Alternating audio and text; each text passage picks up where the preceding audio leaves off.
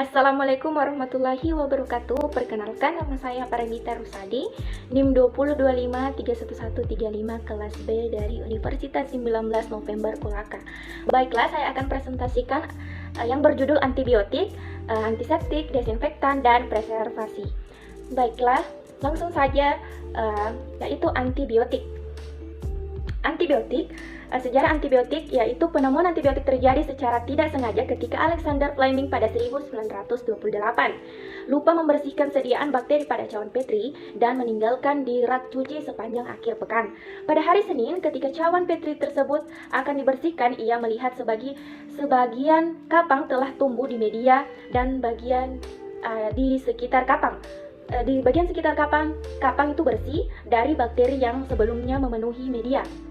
Karena tertarik dengan kenyataan ini, ia melakukan penelitian lebih lanjut terhadap kapang tersebut yang ternyata adalah Penicillium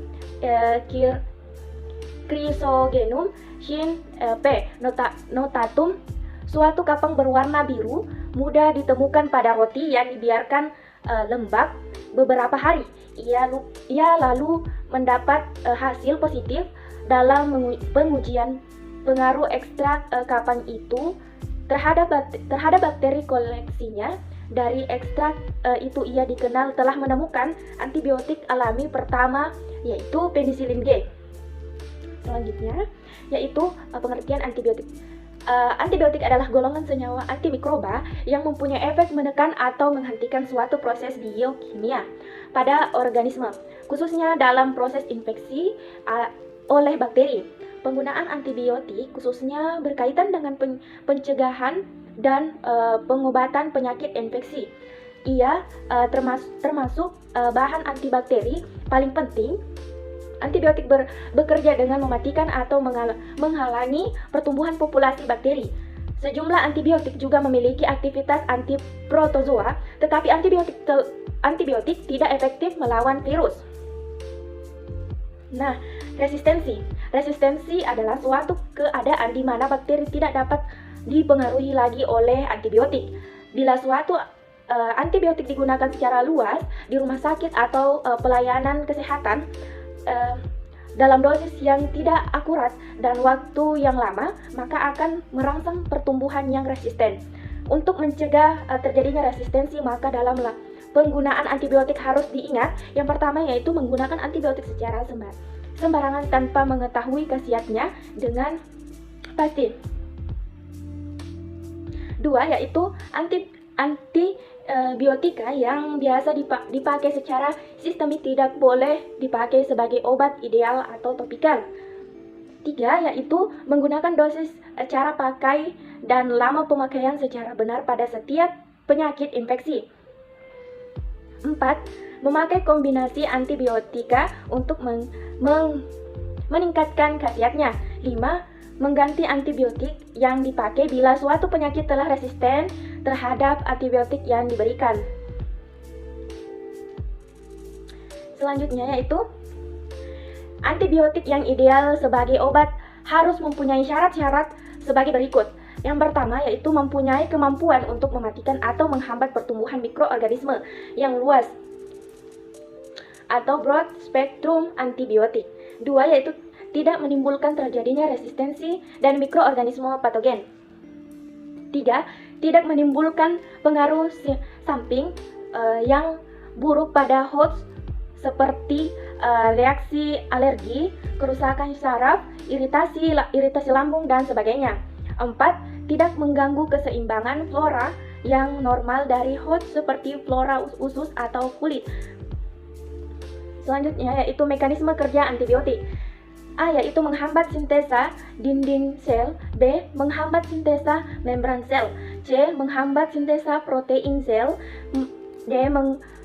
Mengganggu pembentukan asam-asam inti DNA dan RNA.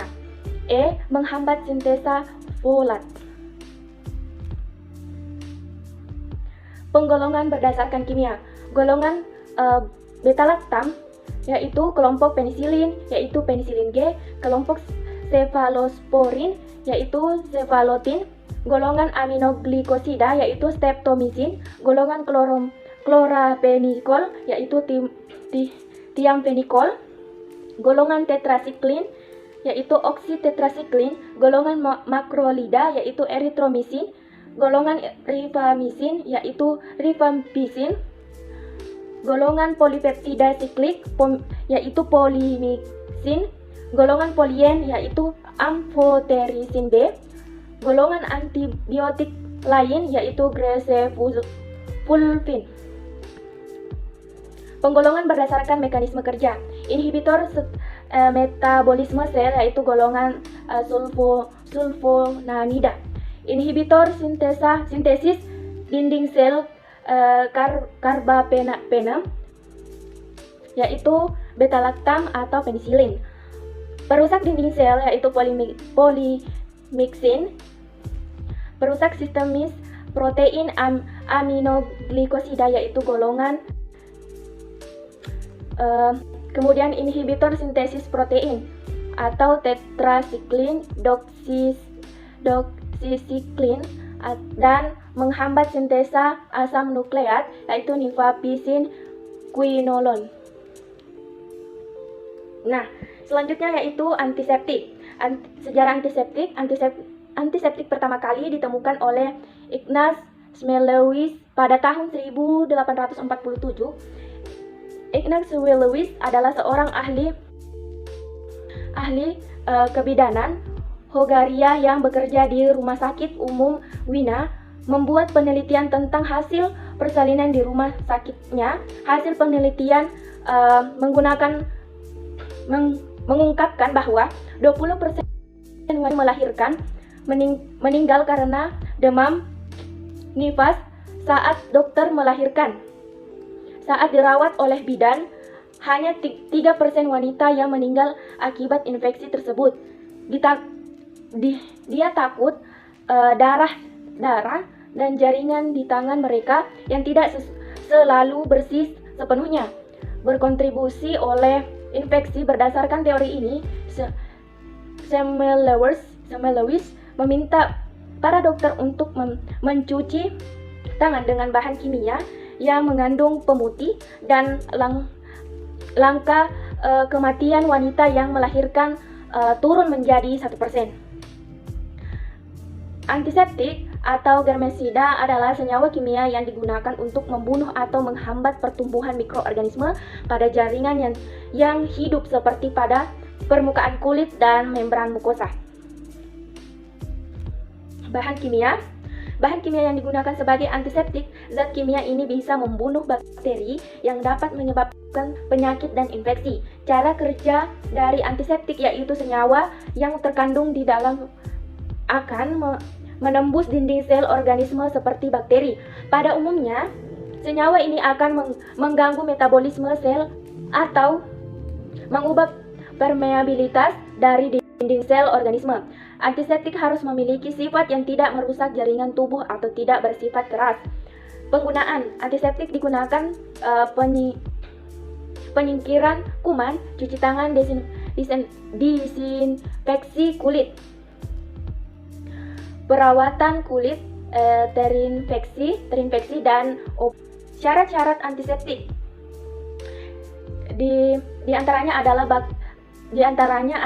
bekerja dengan baik dalam waktu singkat, berspektrum luas, atau dapat digunakan untuk semua jenis mikroorganisme, ditoleransi dengan baik oleh kulit, mukosa, dan luka, bekerja dalam waktu lama, toksisitas rendah, dan bau tidak mengganggu.